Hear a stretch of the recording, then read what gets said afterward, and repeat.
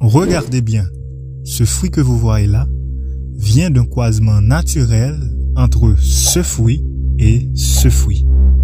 Et oui, c'est ce que les scientifiques appellent un hybride. Un hybride qui est tellement bénéfique pour nous les hommes.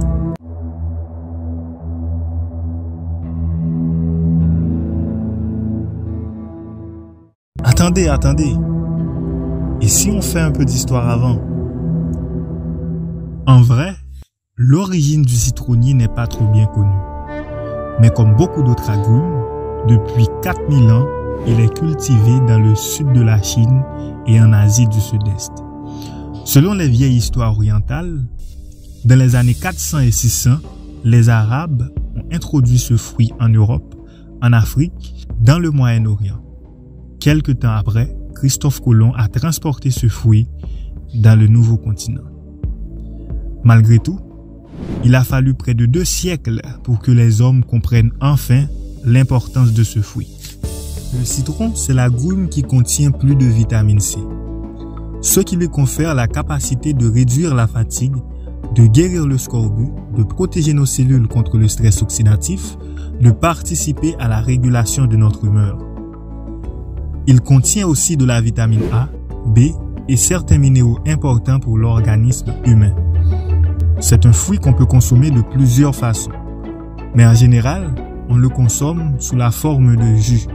Il est très utilisé en cuisine. On l'utilise aussi pour produire des parfums ainsi que des médicaments. À cause de ses multiples utilisations et ses multiples vertus, il a une très forte consommation dans le monde. Du coup, on peut dire qu'il a une importance économique très intéressante. Selon l'Organisation mondiale des agrumes, la production mondiale du citron a atteint environ 6 millions de tonnes en 2020. Sa consommation aussi est très élevée, surtout ces dernières années à cause de la pandémie. C'est probablement à cause de sa richesse en vitamine C qui renforce le système immunitaire. Les grands producteurs de ce fruit sont l'Espagne, l'Argentine, le Brésil, la Turquie et les États-Unis. Haïti, quant à elle, fournissait autrefois plus de 20% de la demande américaine en huile essentielle de citron. Mais aujourd'hui, bien malheureusement, Haïti fait face à une disparition de ces citrons.